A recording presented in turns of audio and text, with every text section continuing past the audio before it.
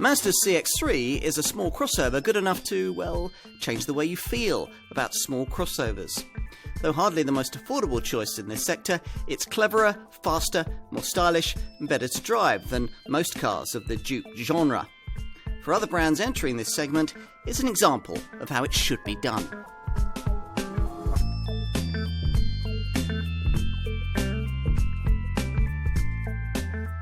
These days, if you're a car maker and you design a supermini, then you really have to create a small crossover from it too. You know, one of those small Nissan Juke-style models that offers extra attitude, a bit more usability, a higher ride height and something of an SUV feel. The market is full of them, this being Mazda's contender, the CX3. Here's a model that's very much in tune with this Japanese brand's current vision for automotive design.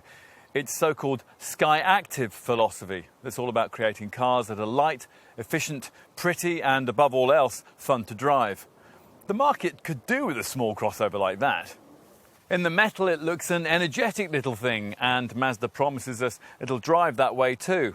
We'll be putting that to the test, but if the Sky Active dynamics are delivered as advertised, then this will be the first small crossover to match the class-leadingly agile Nissan Juke in that respect. There's a lot of promise then, underlined by connectivity and cabin quality carried over from the little Mazda 2 this model's based upon. CX3 ownership also comes with premium pricing though, and most sales will be of a petrol model with an engine much larger than buyers are used to seeing in this segment. So, can it all add up? That's what we're here to find out.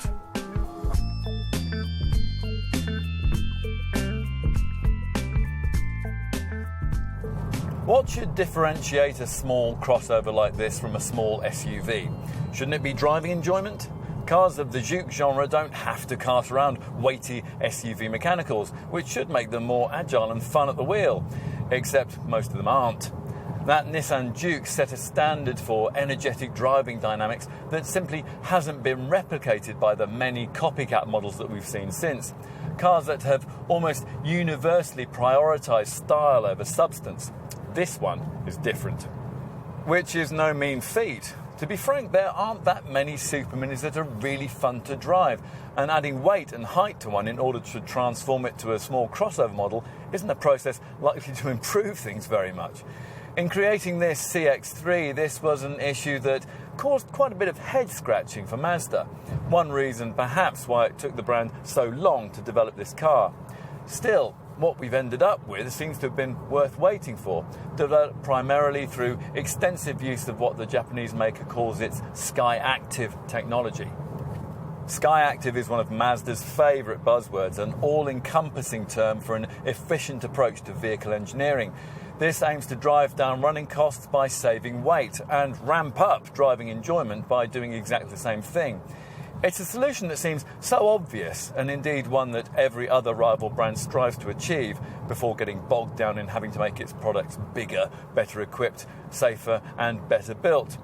But then no other brand has invested itself in the process quite like Mazda.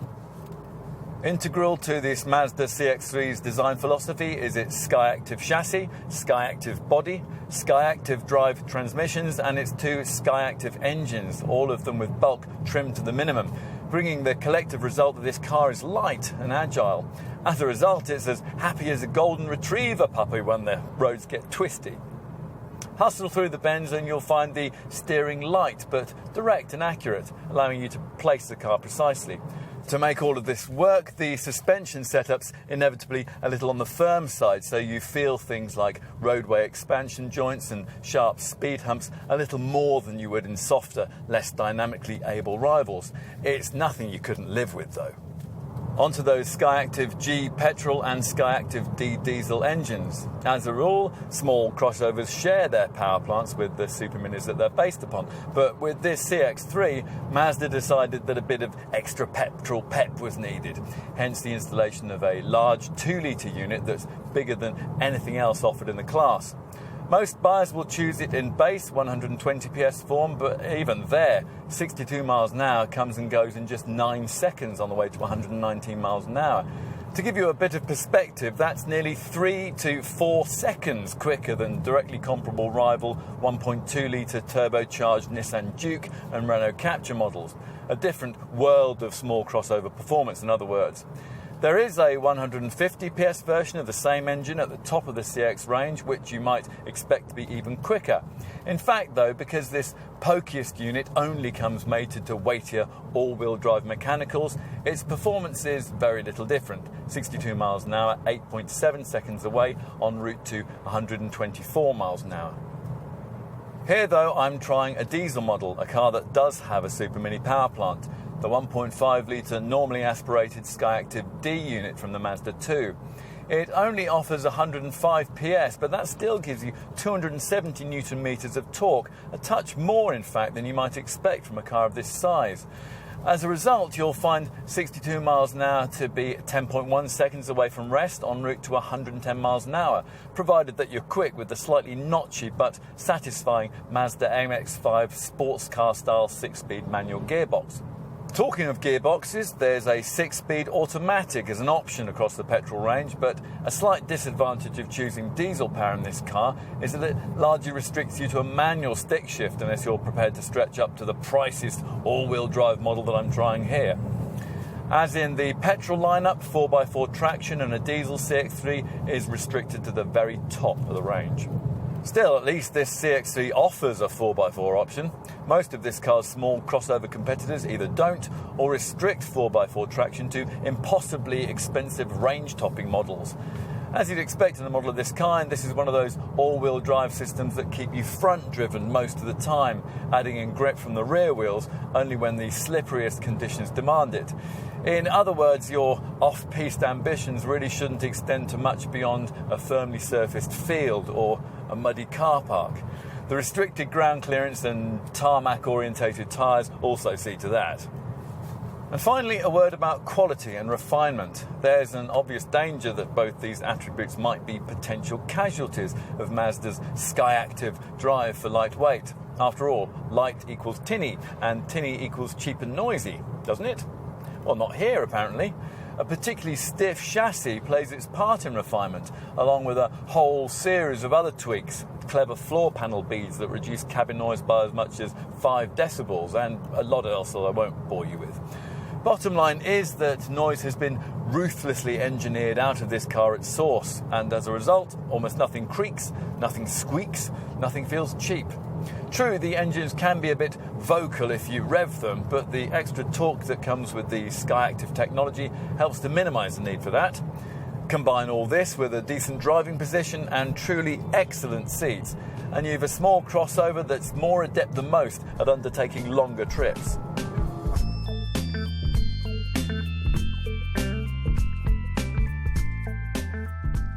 Is there a better looking compact crossover than the Mazda CX3? If there is, we don't think we've seen it. It's been styled using the so-called Kodo design language that inspired the Shinari concept version of this car, and which for some time now Mazda's been rolling out across its model range. Kodo apparently stands for Soul of Motion and is supposed to be a theme inspired by the movement of animals in the wild. No, that doesn't mean anything to me either. Importantly, though, it's an approach that seems to produce very good-looking cars. All too often, crossovers in this class look too gawky, stubby, tall and narrow, with strange hall of mirrors dimensions. In contrast, this CX3 just looks right, thanks to its cab-back body and long bonnet proportions. The overall effect is anything but cutesy, and the coupe-like roofline give it a real sporting stance. Get up close and personal and you notice just how much more steeply raked those front A-pillars are than, say, those of a rival Nissan Juke or Renault Captur. Hence the more dynamic look, emphasised by a sweeping bonnet that flows into a prominent three-dimensional grille. This is linked to those Predator-style headlights by these chromed wings, passing through lamps that on this top version are lit by jewel-like LEDs. In profile, where, as expected, the effect reminds you of a conventional Mazda 2 Supermini on steroids, you'd pick up a curious mix of design themes. Down below you've got the chunky go-anywhere feel that's obligatory for any kind of crossover, emphasised by SUV-style grey wheel arch mouldings that on this top model are linked by chrome-accented door sills. Above waist level though, the coupe-centric concept continues, with blacked-out door pillars creating window silhouettes that give a sleek cabin an uninterrupted flow towards the rear of the car. Trying to link the two concepts is this curious dropping swage line that flows from the bonnet through the wing mirror and then down onto the prominent rear haunches. In other words, there's plenty going on here. The rear is interesting too. These black D-pillars extending the visual continuity between the side windows and the tailgate glass, while the high-mounted spoiler blends seamlessly into the sweeping roofline. Slim, sharply tailored lamps that get LED technology on this top model aim to echo the predatory headlight styling at the front. And the number plate is positioned in this neat recess so as to draw attention to the short rear overhang and, like these twin exhaust pipes, emphasise the car's sporty character. Time to take a seat behind the wheel, where it's much more obvious just how much of this design is derived from that little Mazda 2. Everything around you is familiar from that little supermini, but the key difference with this CX3 is this crossover model's 50mm higher driver's eyeline, delivering that loftier driving position and better all-round visibility that customers in this segment expect. As with all this brand's most recent cars, a love for drivers reigns here, and there's a welcome feeling of connectedness, something the brand likes to call jimba itai. This translated from the Japanese to mean a feeling of horse and rider becoming one. The driving position delivers that, though it takes a moment or two to realise why. It might be down to the optimally placed pedals, or the ideal sighting of the chunky three-spoke steering wheel. For me, though, it's the seats that are most important here. Height adjustable, of course, and carefully designed for excellent support. In short, getting comfortable in this Mazda is as easy as you could ever imagine it would be in a car of this diminutive size. Once you've completed that process and taken a look around, there are a few things that stand out. First up is this deeply cowled motorcycle-style central dial. It's provided as a rev counter in this sporty version with a digital speed readout that's also replicated on the head-up display that you'll find fitted to top models like this one, there to project key driving information onto the bottom of the windscreen. The whole instrument layout is also neat and uncluttered that you initially wonder what might be missing, before realising actually nothing really is. The other defining interior feature lies not in what's included, but in what's been left out. There's no centre stack dividing the front of the cabin, so no mid-mounted display screen or stereo system. That infotainment display has been re-sighted onto the very top of the dash, where it's placed more precisely into your field of vision. Other brands are starting to offer displays of this sort in cars of this class, but they all rely primarily on fiddly touchscreen functionality. This MZD Connect setup can work like that too, and also features voice control. In practice, though, you won't want to be jabbing away at it or trying to figure out the linguaphonic wizardry, as it's much easier to simply operate the thing with the silvery, rotary, multimedia commander controller that you'll find just behind the gear stick. As with so much in this Mazda, it's the sort of feature you'd expect to find in a larger, pricier car. The 7-inch colour screen itself, which initially seems a little half-finished given that not all the home screen icons fit within the confines of the display, actually turns out to work really well, marshalling the usual stereo, media and informational functions, plus the optional navigation system with slick clarity. Plus, of course, it simply loves to work with your smartphone, be that of Android or Apple in genre. You simply link into a range of free mobile content available through AHA, a cloud platform-based service that can do everything from connecting you through to tens of thousands of global radio stations to linking you into social media. Mazda even claims you can have Facebook posts read to you through the speakers and post your own via the voice command, though to be honest, all that sounds very distracting to me. There are other upmarket style touches too, not only these soft touch plastics, but also the lovely double stitched leather effect covering you get around this instrument binnacle. These 3 Audi A1 style circular vents are nice too, the offside two connected by a 4th horizontal one for extra styling symmetry. You really have to stretch up to the plusher trim levels to get the full effect of all of this. But if you do, the cabin ambience can feel very upmarket indeed, especially if you tick the box for the optional leather and suede upholstery package that we have fitted here. That only leaves a few practicalities. There is a decently sized glove box, but the door pockets aren't particularly big. And the centre console houses just a pair of cup holders and a small smartphone-sized tray next to the 12-volt socket. At least you get a proper conventional handbrake though, rather than one of those fiddly electronic switches. There's also the question of all-round visibility, the kind of thing that's usually compromised by a rising coupe-style waistline. Here though, your view out isn't actually too bad, once you get used to the slight restrictions that the sweeping coupe-style roofline create on your over-the-shoulder perspective. Otherwise, the car is very easy to place, the long bonnet making parking easy, and the slim, well-positioned A-pillars offering a good front three-quarter view at roundabouts and junctions. There's certainly a greater feeling of spaciousness than there would be in a Mazda 2. Courtesy of a bit of extra roof height, this car is 40mm taller than its supermini counterpart, and the fact that the seats have been placed further apart. Parents will find that that makes turning around to their rear-seated offspring just a little bit easier.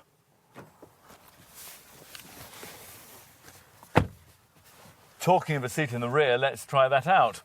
The steeply rising waistline and the small side windows aren't ideal in combating claustrophobia, but in compensation here the seats have been set 37mm higher than those at the front. That gives backseat folk a better view out, though taller occupants will be brushing their heads against the ceiling as a consequence.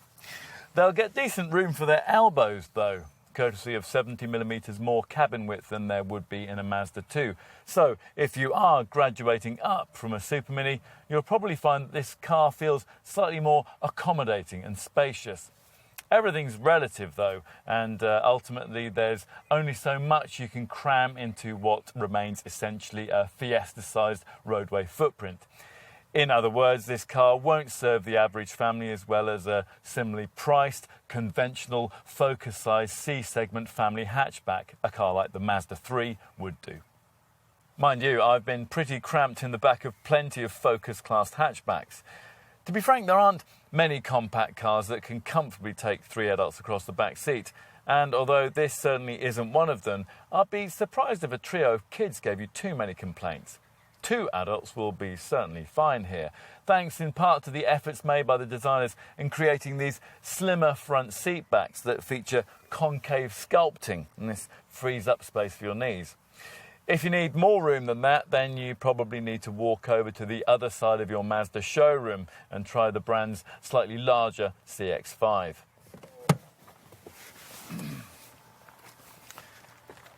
The same comment applies when it comes to cargo space. Lift the light tailgate in this CX3's 350-litre boot is inevitably dwarfed by the 503-litre capacity offered by its larger stablemate, but that total is sufficient to match the modest standards set by the class leader, Nissan's Juke. Rivals like Renault's Captur, Mini's Countryman and Skoda's Yeti all offer significantly more room, but Mazda is well aware that ultimate carriage capacity isn't usually crucial for buyers in this segment. Arguably of more importance is the usability of the space on offer. You've quite a high loading lip to negotiate to get your stuff in here, but once you have, the 1000mm load bay width means you can get 95 litres more room than you'd find in a Mazda 2.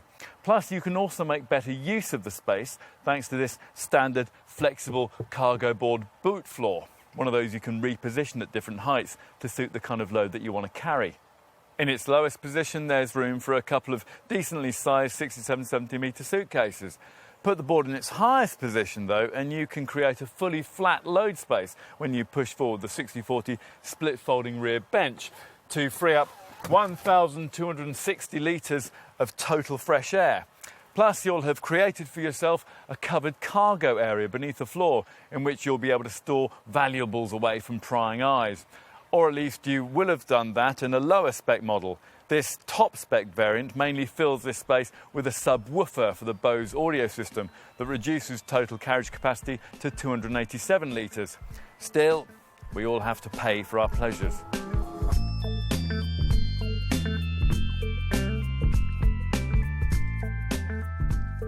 This CX3 is designed to compete with smaller crossover models like Nissan's Juke and Renault's Captur, but like many of the recent rivals in this segment, it's been priced at a level that could easily see you paying the kind of money you might earmark for a slightly larger, family-sized crossover, say a car like Nissan's Qashqai. To be specific, you're looking at paying somewhere in the £18,000 to £25,000 bracket for this little Mazda, which slots it into the Japanese brand's lineup very neatly. You would need a premium of about £4,000 to upgrade from a Mazda 2 Supermini to a directly comparable version of this CX3. And CX3 Money pitches this car in about £4,000 below the kind of cash that you'd have to find for the company's larger CX5 crossover model. At least the CX3 buying proposition is fairly simple, with the range based around two key engines. Mazda reckons that over 60% of sales will be accounted for by a 2-litre Skyactiv G petrol unit that almost all buyers will order with 120 PS, though it can also put out 150 PS in flagship guise. Alternatively, there's a slightly less powerful 105 PS 1.5-litre Skyactiv D diesel variant that sells at a model-for-model premium of around £1,400 over its green pump-fueled counterpart. In both cases, the option of all-wheel drive is limited to the most expensive version. If you want an automatic gearbox and need it mated to diesel power, you'll have to stretch to the top 4x4 variant. In the petrol CX3 lineup, though, there's an auto transmission option available across the range for a premium of £1,200. On to the value proposition that kind of pricing represents. As I've already suggested, this is not the small crossover to choose if you want the very cheapest option in this segment. The least expensive Nissan Juke and Renault Captur petrol and diesel models are priced up to £4,000 below CX3 levels, though it's worth remembering that in both cases you're getting significantly less power and equipment for your money. Mazda's objective is to target buyers looking at pricier, up-spec Juke and Captur variants. With this CX3, customers of that sort are being offered a more sophisticated choice with better performance but very comparable running costs. Of course, there are plenty of alternative choices you could make in this sector, a class including several other mainstream small crossover models able to undercut this Mazda's pricing by a smaller but still significant amount. Cars like Peugeot's 2008, Citroen's C4 Cactus, Ford's EcoSport, Suzuki's Vitara and the Kia Soul all can appeal but fail to deliver the technology and the driving enjoyment you get from this Mazda. The Ford, the Suzuki and the Kia would cost you much more to run too. These are attributes that will also help this CX3 stand out against the comparably priced compact crossovers some buyers might have in mind. Cars like Fiat's 500X, Vauxhall's Mokka, Skoda's Yeti and the Mini Countryman. And you could easily find this Mazda giving you a small but significant saving over more ambitiously priced contenders like Honda's HR-V and the Jeep Renegade. Otherwise, there aren't too many other choices in this class, unless you want to save some money but put up with the patchy build quality and uncertain residual values of bargain brand models like Dacia's Duster and SsangYong's Tivoli. If, having considered all of this, you conclude that it is a Mazda CX3 that you really want, then you're going to need to know just how generous Mazda has been with the standard spec. Time for the detail on that. I was a little disappointed to find that base SE models have to do without a standard space-saver rear wheel, but unfortunately that sort of thing's par for the course these days in this segment. Otherwise, though, there's not much to grouse about. Entry-level trim running to 16-inch alloy wheels, daytime running lights, rear roof spoiler, electric front windows and mirrors, remote central locking, an alarm, the iStop stop-start system, and headlights that stay on at night to guide you to your front door. Inside there's manual air conditioning, an engine stop-start button, height-adjustable front seats, a trip computer, USB and aux-in points, a multifunction leather-wrapped steering wheel, and a flexible cargo board boot floor. Most significantly, perhaps, the base package also includes Mazda's MZD Connect infotainment setup, a system that does a lot more than merely offer Bluetooth phone connectivity and access to the 6-speaker CD stereo with its DAB tuner. As you'd want, the setup is compatible with iPhone and Android smartphones, and it can access a variety of free mobile content via AHA, a cloud-based service which features thousands of internet radio stations, personalised location-based services, and both Twitter and Facebook audio feeds. MZD Connect will also support your iPod and MP3 player, plus offer SMS and text-to-speak functions. It's a very complete package, although you do have to pay extra for what Mazda calls premium connected services. That includes live traffic and weather information, as well as things like fuel prices and a local search functionality. A high level of standard spec then. Of course, it's always nice to have more if the budget permits. A £1,400 premium over SE trim upgrades you to SEL spec with its climate control, heated seats, privacy glass, auto headlamps and wipers, rear parking sensors, LED front fog lights and extra safety features. And both trim levels offer the £600 option of adding satellite navigation to the MZD Connect system. That nav functionality comes as standard if you opt to pay a premium of nearly £3,000 over SE trim and get yourself a top Sport Nav spec model. At this level, you're also upgraded to lovely 18-inch gunmetal machined alloy wheels, adaptive LED headlamps that turn with the bends, half-leather seat trim, a keyless entry system, a head-up display, a digital speedometer, a reversing camera and a full-house 7-speaker Bose audio system. Options are relatively few. The less limited things like metallic paint and a leather and suede trimmed interior. On to safety and this car's class-leading iActiveSense range of active safety technology features. Take the SCBS Smart City Brake Support System. At low speeds of up to 80 miles an hour, this scans the road ahead as you drive for potential collision hazards. If one is detected, you'll be warned. If you don't respond, or you aren't able to, the brakes will automatically be applied to decrease the severity of any resulting accident. Now, we've seen this sort of thing before on a few other small crossovers, but usually only as an expensive option. Here, providing you avoid the entry-level variant, it's standard, along with a lane departure warning system to stop dozy drivers from veering out of their lanes on the highway. As for more conventional safety features, well, let's start with the passive stuff. All models get ISOFIX child seat fastenings, along with a pedestrian-friendly bonnet and bumper, plus twin front, side and curtain airbags, although there's no driver's knee bag. As for basic electronic active elements, well, that tally runs to DSC, Dynamic Stability Control, a TCS, Traction Control System, and an ABS braking setup with EBA, Emergency Brake Assist. For panic stops, it'll be advertised to following motorists by an ESS, Emergency Stop Signalling feature, that automatically flashes your hazard lights when you slam on the anchors. There's also a tyre pressure monitoring system and an HHA, Hill Hold Assist setup that stops the car from drifting backwards on uphill junctions.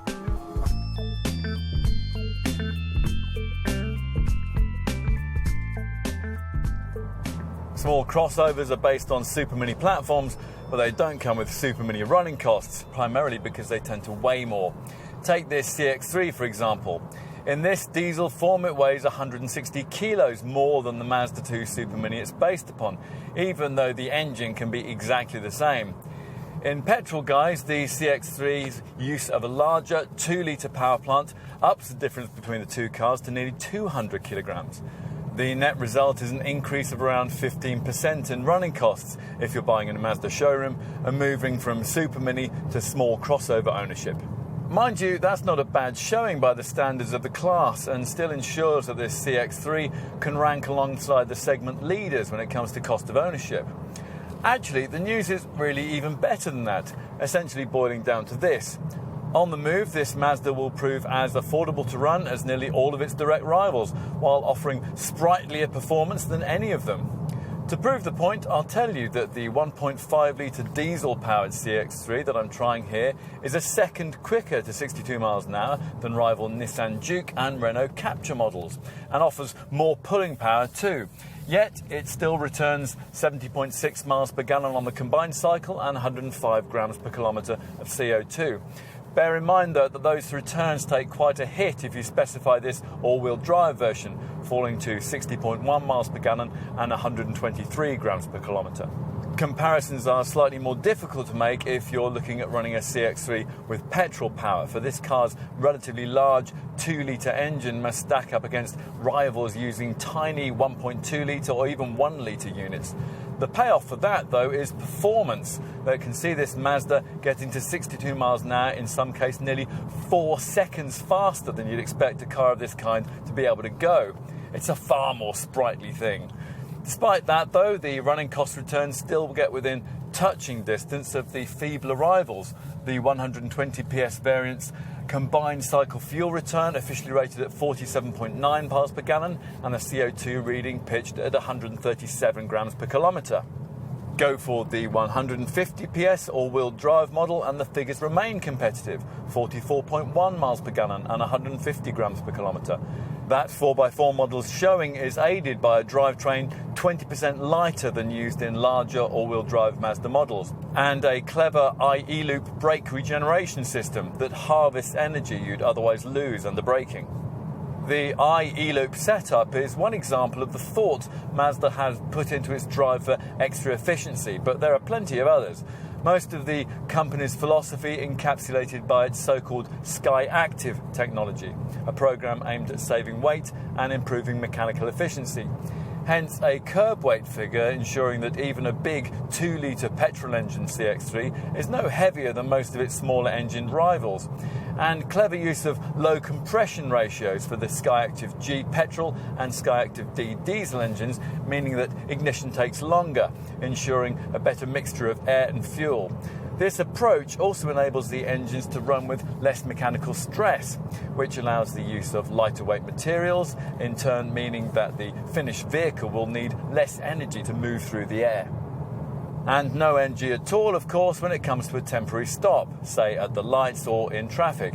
At that point, in this Mazda's case, an iStop engine stop-start system, the fastest reacting setup of its kind on the market, will cut in, reducing fuel consumption by up to 10% all on its own. What else? Well, insurance groupings are slightly higher than the norm in this segment, but are nothing much to lose sleep over. Diesel models, like the one I'm trying here, are rated between groups 13E and 15E. The larger 2-litre engine pushes the ratings of two-wheel drive 120 PS petrol models to anything between 15E and 17E, with the 150 PS all-wheel drive version rated at 19E. As for peace of mind, well, given the reliability of Mazda products, you'd have thought the company might have wanted to improve on its usual 3-year, 60,000-mile package and take on the Korean brands. Not so. That familiar standard warranty remains in place for this car. Still, the cover provided does continue to include 3 years of European roadside assistance. Finally, residual values should be strong by class standards, ranging from 39% to 43% over the usual 3-year, 60,000-mile ownership period, with inevitably the diesel models leading the way.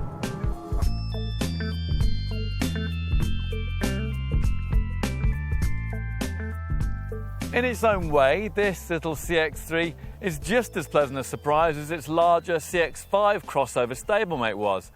As with that model, this one matches the highest standards in the segment for driving dynamics. Plus, with the CX3, you get more performance than most rivals can offer, so you can enjoy this car's joie de vivre to the full.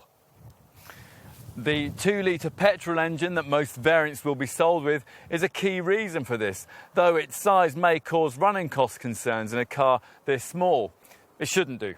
Mazda's Skyactiv cleverness has kept this car acceptably efficient and, more predictably, also does so if you choose the 1.5 litre diesel version that we've been trying here. A small crossover needs to be more than just dynamic and frugal, though, with stylish cleverness an equally important attribute. This one seems to stack up well here too, with pleasing looks, cutting-edge safety electronics, and the kind of interior infotainment cleverness that you'd normally find only on a much more expensive car of this kind. Yes, there is a price to pay for all this attention to detail, one that may mean you having to stretch your budget a little further than you might have expected for a car of this kind. We think this CX3 is good enough to justify that though. A fashionably late entrant to the little crossover class, but undeniably a very complete one.